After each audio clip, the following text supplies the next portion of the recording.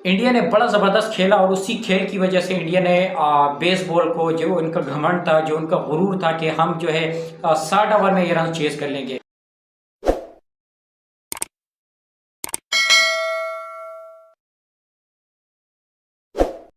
India ने दूसरे test match में बड़ी आसानी के साथ इंग्लैंड को शिकस्त दे दी और इस तरह से ये टेस्ट सीरीज 1-1 से लेवल हो गया।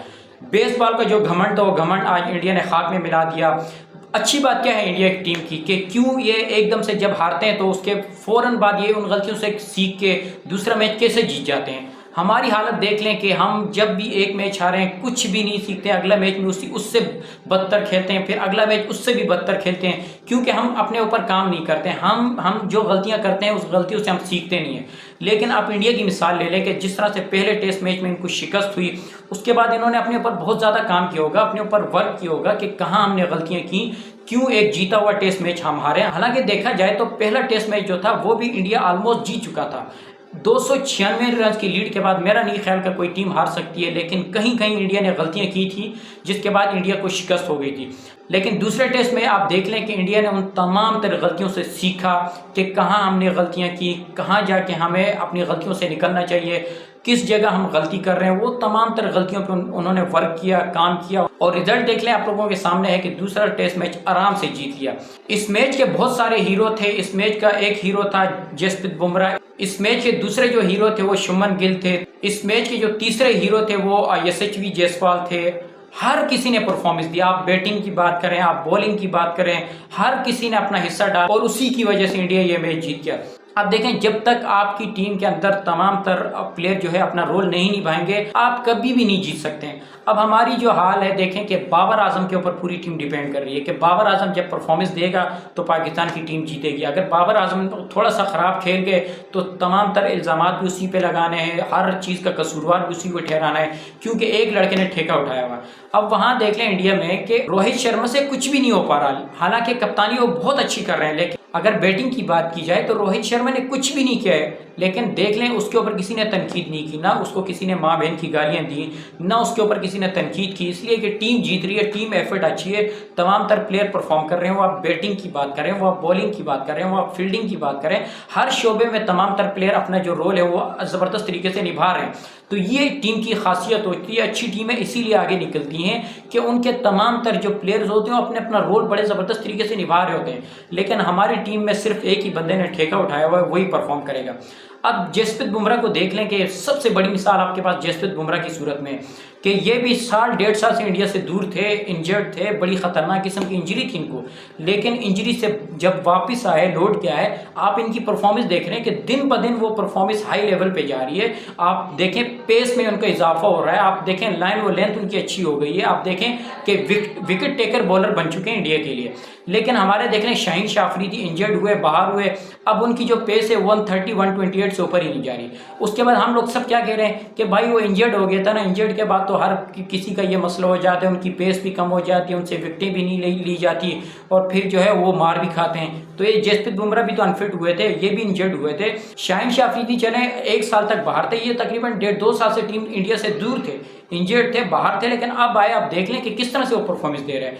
आज भी Jasprit Bumrah man of the match रहे। हालांकि जो हक बनता था वो यशस्वी जायसवाल का बनता था। 209 रन उस लड़के ने बनाए थे। यंग प्लेयर है, इतना एक्सपीरियंस उसके पास नहीं था, लेकिन उसके बावजूद देख लें कि जसप्रीत बुमराह को मैन ऑफ द मैच मिला, इसलिए कि 9 विकेटें ली और बड़े अहम मौके पे जहां इंडिया को जरूरत थी वहां आके उसने विकेटें ली। तो ये बहाना करना छोड़ दें कि भाई वो शाहीन शाह अफरीदी जो है वो इंजर्ड हो गए थे और उसके बाद उनकी पेस कम हो गई, फलाना ढिमाका। तो ये फजूल की बकवासात हैं, इन तमाम चीज़ों में नहीं पड़ना चाहिए। अगर बॉलर के अंदर हिम्मत होगी, उसके अंदर थप्पड़ होगी, वो इंजरी के बाद भी आके अपनी बॉलिंग उसी तरह से करेगा जैसे वो पहले करता था। जसप्रीत बुमराह सबके सामने है कि वो भी इंजर्ड हुआ, बाहर हुआ, वापस आया, 140 प्लस अभी भी वो कर रहा है, विकेटें भी ले रहा है, जहां इंडिया को जरूरत पड़ी है वहां के वो बॉलिंग कर रहा है। आप जसप्रीत बुमराह को फ्लैट पिच दे दें, आप इसको घास वाली पिच दे दें, आप कोई सी भी मुश्किल कंडीशन आप इसको दे दें, या आपको वहां विकेटें लेके देगा, वहां ये अपना मेन रोल निभाएगा। जहां इंडिया को जरूरत पड़ती है वो जसप्रीत बुमराह को यूज करते हैं और जसप्रीत बुमराह उनको नाराज नहीं करते। इसीलिए तमाम क्राउड ने, इंडियन अवाम ने, इंडिया की टीम ने जसप्रीत बुमराह का शुक्रिया अदा किया कि जहां आपकी जरूरत पड़ती है वहां आके आप अपना रोल बड़ा जबरदस्त तरीके से निभाते हैं। तो ये फजूल किस्म के बहाने छोड़ दें कि शाहीन शाह अफरीदी का पेस इसीलिए कम हो गया कि वो इंजर्ड हो गया, बाहर हो गया, तो उसके बाद उनका पेस जो है वो बहुत ज़्यादा कम हो गया। तो इंजरी तो काफ़ी बॉलर्स को हुई है, उनका जो कमबैक हुआ है बड़ा शानदार हुआ है, लेकिन हमारी बदकिस्मती ये है कि हमारे कोई भी बॉलर अनफिट होता है, इंजर्ड होकर बाहर होता है, जब वापस आता है तो उसकी पेस 120 130 से ऊपर ही नहीं जाती। इंडिया ने बड़ा ज़बरदस्त खेला और उसी खेल की वजह से इंडिया ने बेसबॉल को, जो उनका घमंड था, जो उनका गुरूर था कि हम जो है 60 ओवर में ये रन चेस कर लेंगे। अगर देखा जाए तो 24 घंटे पहले जेम्स एंडरसन ने एक इंटरव्यू दिया कि अभी 2 दिन पड़े हैं और लगभग 180 ओवर हैं, तो हम 60 ओवर में ये रन चेस कर लेंगे, हम बेसबॉल वाली क्रिकेट खेलेंगे और हमारे लिए मुश्किल नहीं है, हम ये जो 180 ओवर हैं ये 60 ओवर में हम चेस कर लेंगे। लेकिन वहाँ पे जसप्रीत बुमराह ने बोला भाई अभी रुको, ज़रा ठहरो, अभी हम भी मौजूद हैं, हम यहाँ मक्खियाँ मारने नहीं आए, हम भी क्रिकेट खेलने आए और हम आपको बताएंगे ये जो टारगेट है ये 180 ओवर में आप चेस कर लेंगे या 60 ओवर में। और वाकई में देखा जाए तो इंग्लैंड की टीम 60 ही ओवर खेल पाई, लेकिन टारगेट चेज नहीं हुआ, बल्कि 106 रन से उनको शिकस्त हो गई। अगर देखा जाए तो इंडिया की तरफ से हर प्लेयर ने इस मैच में अपना रोल बड़ा ज़बरदस्त तरीके से निभाया। आप बैटिंग की बात करें, आप बॉलिंग की बात करें, आप फील्डिंग की बात करें, शुभमन गिल के ऊपर बहुत ज़्यादा तनकीद हो रही थी कि इनकी जगह नहीं बनती, ये फजूल में खेल रहे हैं, इनकी परफॉर्मेंस नहीं है, लेकिन उस लड़के ने भी परफॉर्म करके आपको दे दिया।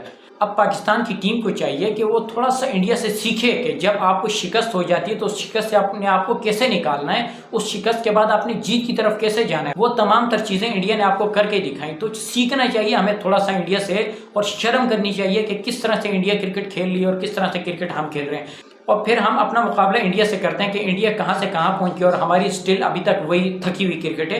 तो इंडिया अपने ऊपर काम कर रहा है, इंडिया के कोचेज उनके ऊपर काम कर रहे हैं, इंडिया की टीम अपने ऊपर काम कर रही है, इंडिया के प्लेयर्स अपने ऊपर काम कर रहे हैं। वो जब एक मैच हारते हैं तो उसके बाद वो सीखते हैं, लेकिन जब हमारी टीम एक मैच हार जाती है तो हम यही समझते हैं कि अगले मैच में हम कमबैक कर रहेंगे, हो सकता है अगला मैच हम जीत जाएं, हो सकता है हमारी टीम अगले मैच में वो गलतियां ना करें, लेकिन उससे भी ज़्यादा गलतियां अगले मैच में हम करते हैं और उसी की वजह से हमें शिकस्त पे शिकस्त होती है।